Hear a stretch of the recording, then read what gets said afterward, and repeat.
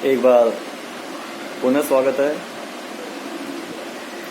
आज हम हिंदी साहित्य के द्वितीय प्रश्न पत्र गद्य साहित्य और गद्य साहित्य में विशेष तौर पर एकांक पर चर्चा करें। विद्यार्थी कोई सी भी विद्या हो, उस विद्या का प्रारंभ अकस्मात या अनायास में ही नहीं होता है। उसके पीछे एक लंबा कालक्रम होता है, लंबी अवधारणा होती है, लंबी विचारणा होती है, विचारधारा होती है, जिसके फलस्वरूप वह विद्या विकसित होती हुई अपने उच्चतर सोपान पर पहुंचती। हमारे पाठ्यक्रम में सम्मिलित एकांक, इन एकांकियों की चर्चा करें उससे पूर्व हम इसके उद्भव और विकास के बारे में जानते हैं। भ्रांतिवश कुछ लोग नाटक और एकांकी को एक ही मान रहे थे, जो कि एक सिर्फ भ्रांति है, क्योंकि दोनों ही अलग अलग विधा है। जब दोनों अलग अलग हैं तो फिर भला इनमें कुछ ना कुछ अपनी स्वतंत्र विशेषता भी होंगी, और इन विशेषताओं का हम आकलन, विवेचन, विश्लेषण, अध्ययन और इन विशेषताओं के आधार पर इनकी समीक्षा आज करेंगे। एकांकी नाटक की तरह एक साहित्य विधा है, जिसका संबंध अभिनय से जुड़ा हुआ है। जिस प्रकार नाटक को अभिनय करके पाठक या श्रोता के सामने प्रस्तुत किया जाता है, ठीक वैसा ही एकांकी को भी अभिनीत किया जाता है। अंतर सिर्फ इतना है, एकांकी में किसी एक घटना या किसी एक विषय को एक अंक में प्रस्तुत किया जाता है, इसलिए ये एकांकी कहलाती है, जो कि नाम से ही स्पष्ट हो रहा है। एक अंकी, एक अंकी। कुछ आलोचक, कुछ समीक्षक, कुछ विद्वान ये कहने के पक्ष में कि लघु नाटक ही एकांकी होता है,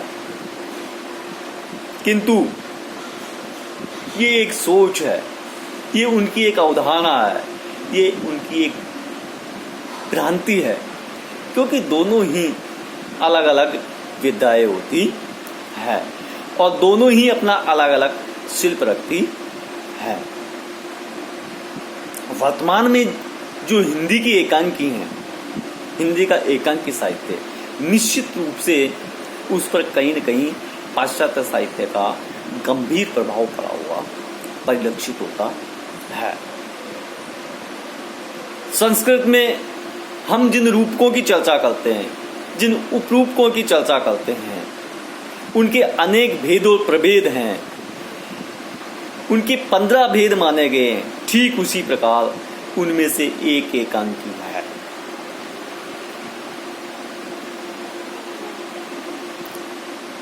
एक अंक की होने के कारण इसे साहित्य में अनेक नामों से भी जाना जा सकता है। किन किन नामों से जाना जाता है, ये जानना हमारे लिए आवश्यक है। आप अगर नोट करना चाहो तो कर सकते हो। व्यायोग, प्रहसन, भाण, बीथी, नाटिका, यामरग, राशक, मानिका, ये जो विभिन्न नाम है, ये एकांकी के नाम ही है। इन विभिन्न नामों से भी ये जानी जाती है। अभी हमने जो नाम दिए हैं वो संस्कृत साहित्य में नाटक के विविध रूप हैं। चाहो तो उनको एकांक एकांकी के बारे में भी कहा जा सकता है, परंतु जो हिंदी की एकांकी है वो निश्चित रूप से इनसे अलग ही प्रकार की है। इनमें से एक भी नाम हिंदी की एकांकी के लिए पूर्ण सार्थक रूप से नहीं लिया जा सकता है।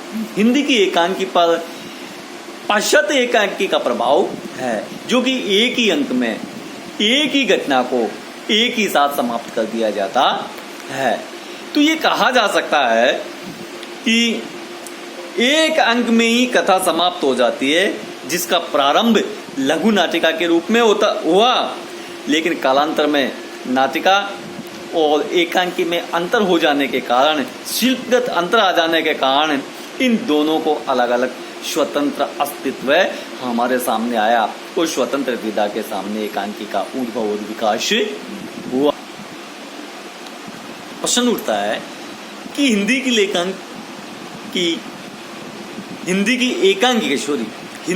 एकांकी के लेखन का श्रेय किसे दिया जाए, इसका प्रारंभ कब से माना जाए? तो हमारे सामने जवाब मिलता है कि इसका सूत्रपात का श्रेय अगर आधुनिक युग के प्रवर्तक भारतेंदु हरिश्चंद्र जी को दिया जाए तो उनकी भिन्न भिन्न जो एकांकियां हैं उनको लिया जा सकता है, पर इस विषय पर भी विवाद है। इस विषय पर भी विद्वानों में एकता नहीं है, उनके विचारों में मतभेद है। फिर भी अगर उनकी एकांकियों को गिना जाए तो अंधेरी नगरी, विशिष्य, विषमोदम और वैदिक की हिंसा न भवती को हिंदी के प्रारंभिक एकांकी माना जा सकता है। परंतु अगर देखा जाए तो ये मूल रूप से एकांकी न होकर के संस्कृत के प्रहसन, भाण, बीथी के अधिक समीप महसूस होती है, समीप प्रतीत होती है। और इनमें जो विषय दिया गया है वो सामाजिक कुरीतियों पर व्यंग उठाया गया है।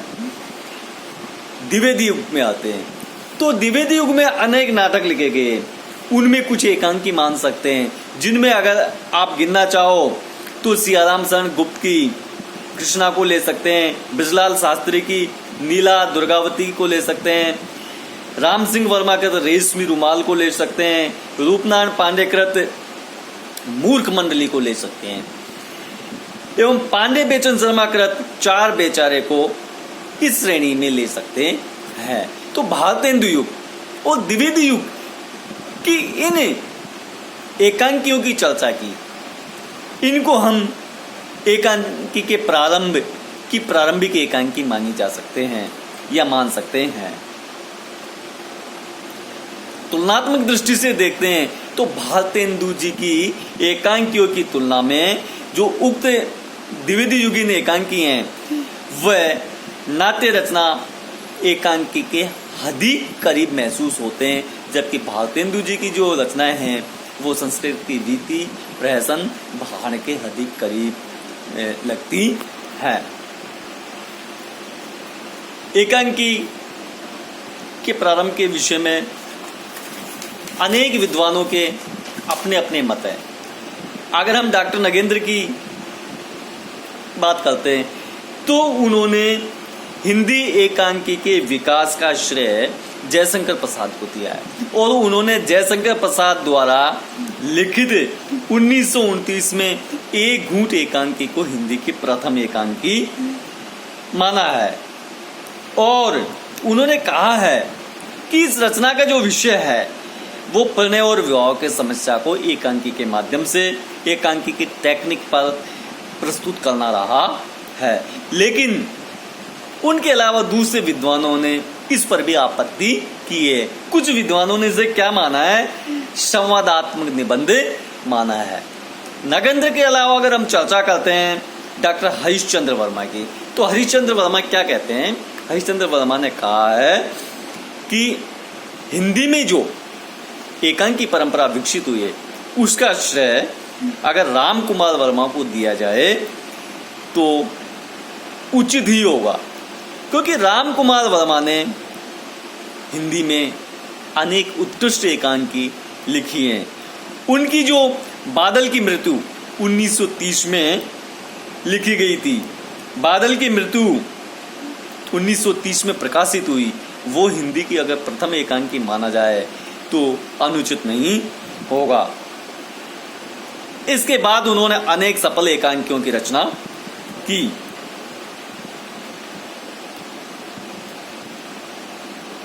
रामकुमार वर्मा और जयशंकर प्रसाद के अलावा अगर भुवनेश्वर कुमार की चर्चा करें तो उनका जो कारवा एकांकी 1935 में लिखा गया, वह भी इस स्थान को प्राप्त करने का अधिकारी है। उनके इस संग्रह में 5 प्रमुख एकांकियां हैं। श्यामा, एक साम्यवादी तान, प्रतिमा का विवाह और लाटरी। इस तरह उन्होंने ये 5 प्रमुख एकांकी लिख करके एकांकी के विकास में अपना महत्वपूर्ण योगदान प्रदान किया है। विषय वस्तु की दृष्टि से अगर हम भुवनेश्वर जी की एकांकियों की चर्चा करते हैं तो उनके विषय प्रेम है, और प्रेम में विशेष तौर पर त्रिकोणात्मक प्रेम का उन्होंने यहाँ विवेचन किया। भुवनेश्वर जी ने अपने आसपास की जिंदगी का यथार्थ रूप से चित्रण किया है। एकांकियों के माध्यम से पाठकों और श्रोताओं, दर्शकों तक ये चित्रण पहुंचाया है।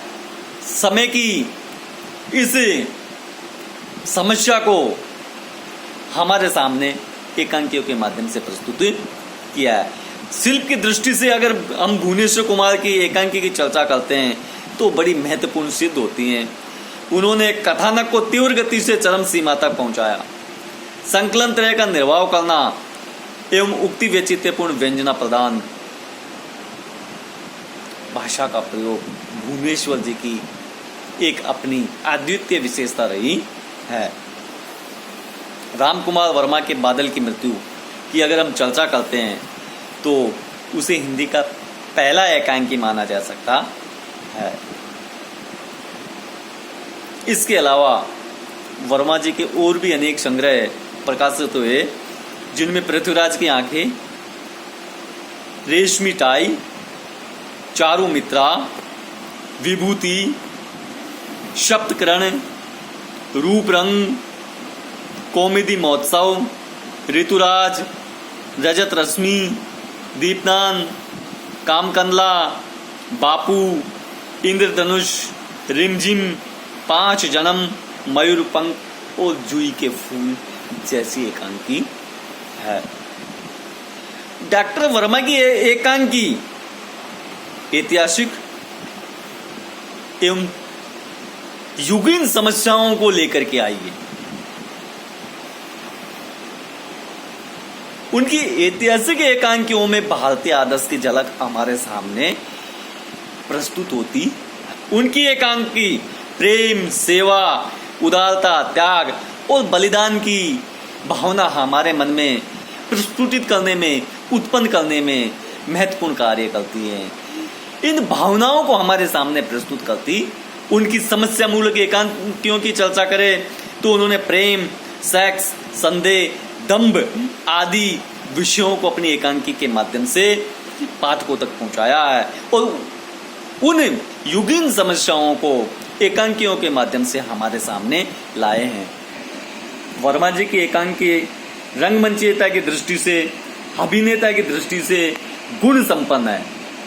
उनकी एकांकियां, उनमें सरसता के साथ साथ शिल्प की प्रवृत्ता भी दिखाई देती है।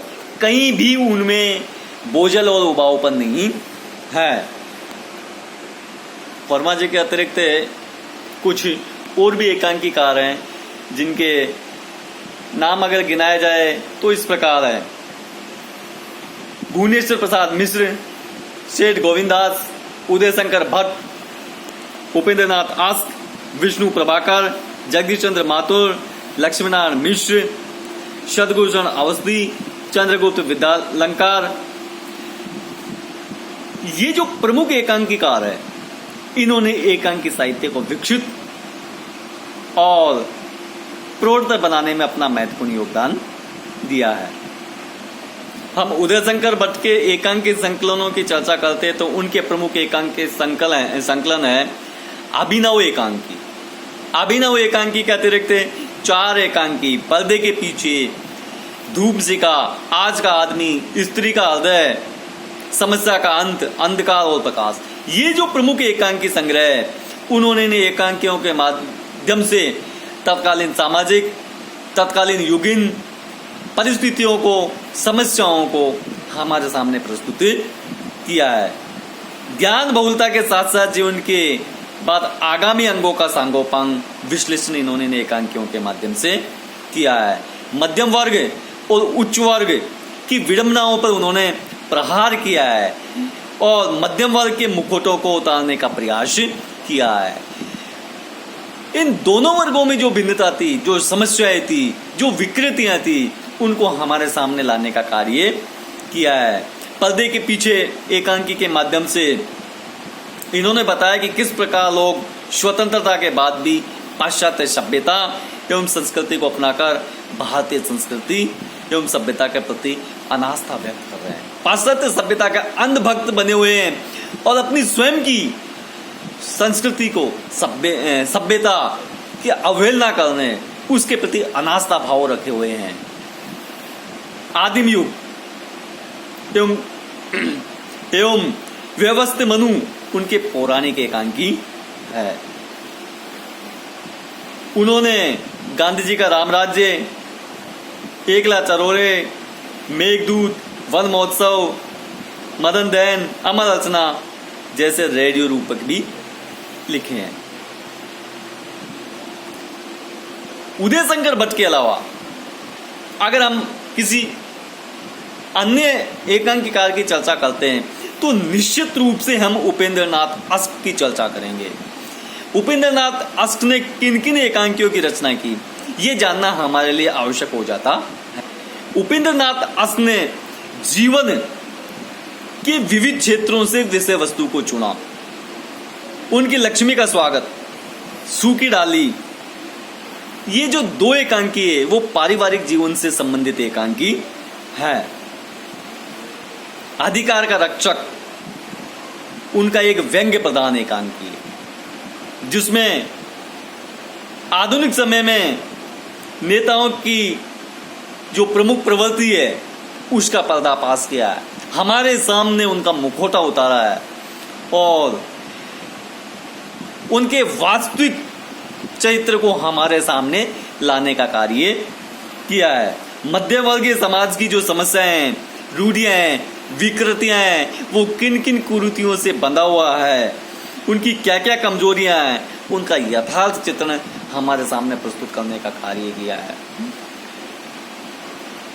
जो एकांकी में उन्होंने निर्लज लोगों को अपनी विषय वस्तु बनाया है, किस प्रकार वो गरीबों के, बेचाराओं के, दूसरे लोगों का खून चूसते हैं, जोक की तरह चिपटे रहते हैं, इसका अंकन उन्होंने इस एकांकी के माध्यम से किया है।